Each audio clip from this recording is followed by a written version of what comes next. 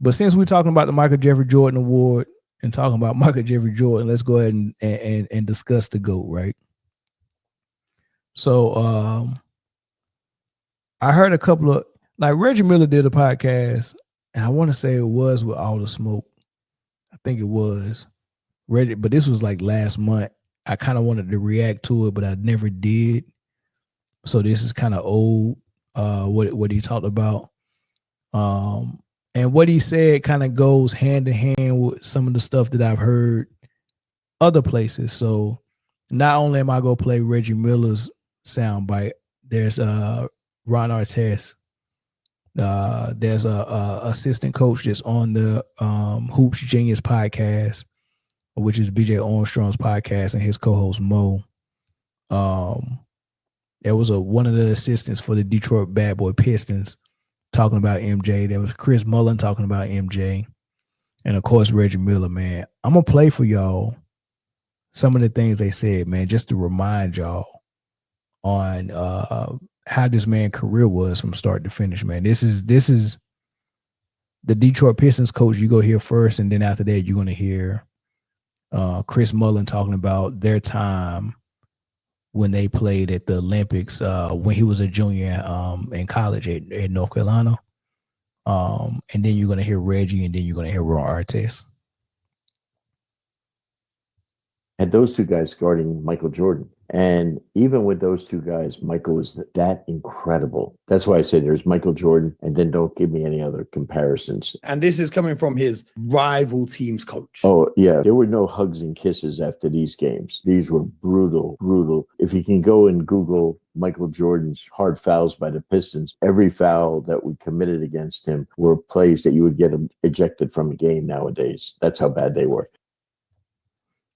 He said, based on how they game plan for MJ, based on how they beat MJ up, how he took those fouls and kept trucking, you know, he basically gained a respect for MJ based on how he knew they was approaching the game against him, and you know, how they was playing mental games, trying to, you know, punk him, see how tough he is and all this stuff, how he beat him up, and how he continued to keep going and keep scoring and keep being unstoppable. But he said after that, he was like, I seen it up close and personal. He said, it's Michael Jordan, and then after that, don't give me another comparison.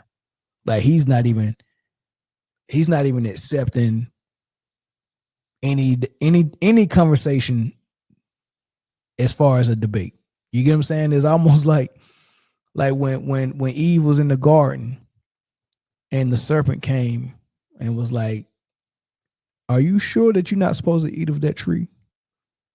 Right? What was she supposed to do is say, I know I know for a fact I'm not supposed to eat from that tree, and I know this so well that I'm not even going to entertain a conversation with you. Because once she started entertaining a conversation with the serpent, he tricked her. He smooth talked her.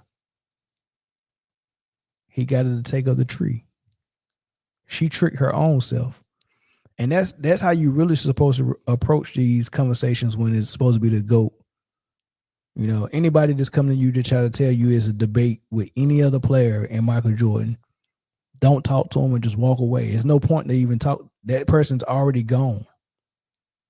It's like The Walking Dead. Once they get bit, it's a wrap. Let them go. Go and be a zombie out there. Go to the Brine Hive. You can go on out there. Go put all that Diddy oil on you and all that honey. Go do that. Soak up in it. Right? That's that. Why are we talking? Why would I talk to someone that insane? Right? So that's what he said. He said, look, man, don't even bring me another conversation. That's what Bob Knight said too. He said, it's Michael Jordan. Don't even think about any other guys. They're not even close. Here's Chris Mullin about that time in the Olympics when he was in college still. That team was loaded. Great. Who was on that team in '84? That was Michael, Patrick, Sam Perkins, Wayman, Tisdale. He played the bass guitar Yeah. backwards, Yeah. lefty. Yeah. Tisdale. Right? Tisdale was dope. That was Michael's ultra coming out party. Yeah. We were all in the same high school class. I had saw Michael the first time in the McDonald's All-American game. 84, we played 8 exhibition games against NBA teams. Mhm. If you look at those rosters, it was Magic, Yeah. Isaiah, Yeah. McHale, Bird. all the top guys. were Yeah. there. And almost every night, Michael was the best player by far as a junior in college. That's crazy. He said they playing NBA teams, and he named all the greats: Bird, Magic, McHale, Isaiah. He named all the greats, and he said as a junior in college, Michael Jordan was by far the best player on the floor every single time.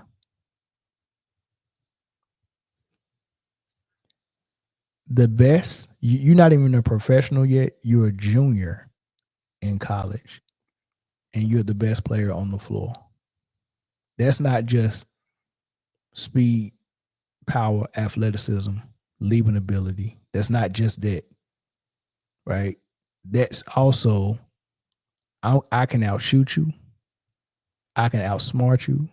I can defend you better than you can defend me. I can take you inside, outside. I can take you in the post. I'm more competitive. I want to win more. My drive is better. Like all of it. That's what being better is all about. That's interesting. Reggie Miller talked about how he ain't had no weaknesses and how he was strong as hell, like one of the strongest shooting guards in the league. There was no weaknesses. I equate it to like this. It was like, and maybe this is how centers feel when they were going against Shaq. He was Shaq of shooting guards. He was just too strong. And then he had a 48-inch vertical. So you were never blocking his shot. I got a 50. Shit. And he could stop on a dime, his handles, and then he held the ball like it was like an orange. So he's taunting you, holding the ball on your face, the tongue is all out and shit. Black eyes are looking at you, and I'm looking right back at him. Yeah, motherfucker, I ain't going anywhere. Yeah. And he's looking at you, and man, no weaknesses. There was no weaknesses. What made you? No weaknesses. How many times you heard anyone say that about LeBron? I've heard it said about Kobe. I heard it said about Mike. I've also heard people say Mike had no weaknesses, and I heard them say that Kobe had one weakness, his post defense. I don't think Kobe was as strong as Mike either. That's what Ron Artest was about to talk about. Jordan's so special on the defensive end, because I hear a lot of people say you look at him and he was a lot stronger than what he appeared to be. For sure. Jordan is strong. That's the difference between Jordan and Kobe. RIP Kobe. Jordan, he's almost as strong as like myself and LeBron. Right. Not quite. Right. But right there. Right. You know what I'm saying? And I'm sure like the guys that play against him would say the same thing. Right. Yeah. Kobe might have gave me 40 once. You know, nobody ever scored 50 on me. I don't even think anybody ever scored 44. Only like LeBron might have had 40. So if I compare that, I think Jordan was a little bit better maybe than those guys. Right. I think Jordan would have gave me 50 a couple times. Really? The reason I say that, because even in my prime, he had 40 against us. Right. You know what I'm saying? Right. When he was old. Right. He was old. Right. I was an amazing defender. Right. And Jordan had 40. Right. So I'm like, what the hell is going on? He said, first of all, he's strong, way stronger than you think he is, because he don't look that strong. He said he's just as about as strong as me and LeBron. Ron Artest is a big dude, right? LeBron's a big dude. Mike is not that big compared to them two.